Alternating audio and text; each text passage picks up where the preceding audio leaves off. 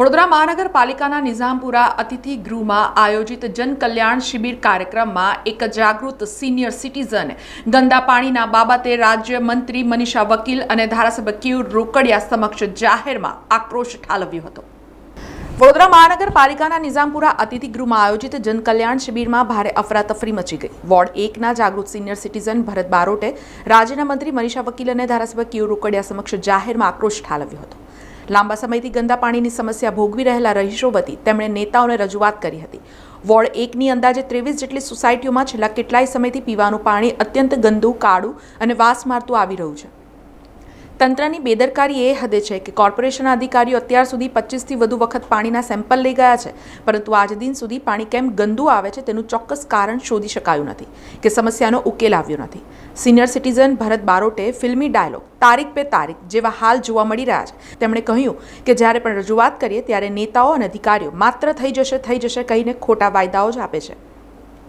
આખી ઘટનાએ હવે રાજકીય વળાંક લીધો છે। સ્થાનિક ચૂંટણીઓમાં વોર્ડ નંબર 1ના નાગરિકોએ સત્તાધારી પક્ષ ભાજપના ઉમેદવારોને જંગી બહુમતીથી જીતાડીને તેમના પર વિશ્વાસ મૂક્યો હતો। ચૂંટણી સમયે મોટા વાયદાઓ કરનારા સ્થાનિક કોર્પોરેટર અને ધારાસભ્યો હવે જનતાના સવાલોથી બચતા ફરી રહ્યા હોય તેવું ચિત્ર ઉપસી રહ્યું છે।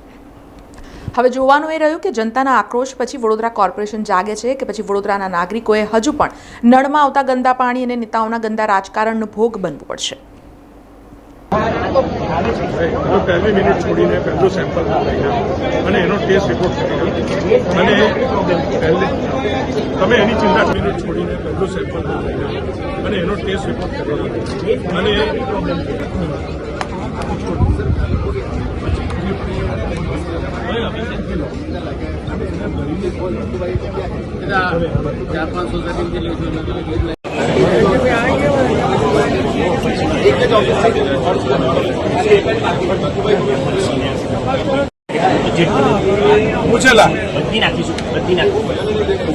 વોર્ડ નંબર 1માં 2024થી મેં અરજી આપી છે કોર્પોરેશનમાં માનનીય મેયર શ્રી પિંકીબેન સોનીને। થઈ જશે કોર્પોરેશનના અધિકારીઓ આવે છે, જાય છે, થઈ જશે। એ લોકો કે અમારે એસ્ટિમેટ કઢાવવાનું હોય છે કે આ લાઈન બદલવા માટે મારે આગળથી એપ્રુવલ લેવાની, ભાઈ એપ્રુવલ લેવા 2024થી થોડી હોય સાહેબ। અમે એક સિનિયર સિટીઝન, અમે એનો વેરો ભરીએ છીએ, અમે ખૂબ દુઃખી છીએ અને આ લેટર પણ આવ્યો છે મુખ્યમંત્રી ઓફિસમાંથી, પણ એ કહ્યું કે ભાઈ આ પ્રોબ્લેમ સોલ્વ કરો, પણ આજ દૂર સુધી આવ્યા નથી, બરાબર। તો ત્યાંના કોર્પોરેશન વોર્ડ નંબર 1ની અંદર આવે છે, આ અમારા અંડરમાં નથી, એવું કહેવામાં આવે છે। આ મેયર બદલાઈ ગયા, હવે બીજી અરજી આપવા જવાનો છું। આજે મેં ઓરલી રજૂઆત કરી છે માનનીય બેનને કે થઈ જશે તમારું કામ, એવું લગભગ 25 વખત સેમ્પલ લઈ ગયા, પણ એ લોકોએ એક જ વસ્તુ રજૂઆત કરવાની છે કોર્પોરેશનમાં કે આ લાઈન બદલવી, 25 વર્ષ જૂની ફિટિંગ થયું છે અને એમાં વેક્યુમ ક્રિએટ થાય છે। જો આ સોલ્વ કરે તો અમને 23 સોસાયટીને ચોખ્ખું પાણી આવે। કેવું રોકડે સાહેબ એવું કહ્યું કે તાત્કાલિક તમે મને અરજી મોકલી દો, હું કરાવી દઉં છું, એવી વાત કરી મને। હા, એવું કહે છે ને, થઈ જશે, પણ કોર્પોરેશનમાંથી પ્રોબ્લેમ છે। અરુણ મહેશ બાબુ એવી કહ્યું મને કે થઈ જશે, એવું કહે છે।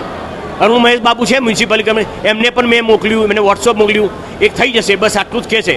બસ એક જાગૃત નાગરિક તરીકે એક વિનંતી કરું છું કે આ પ્રોબ્લેમ સોલ્વ થાય અને મીડિયા ટીમને ખૂબ અભિનંદન। મીડિયા ટીમ અમારા માટે ભગવાનનું સ્વરૂપ છે, બરાબર। એટલે આ રજૂઆત મારી છે ને, હવે હું દિલ્હી જઈશ અને એના કાગળ આપણે લઈને આવીશ। હા, એટલે નહીં થાય તો જઈશ, કારણ કે અત્યારે મને કહ્યું છે થઈ જશે। હા, નહીં થાય તો જઈશ।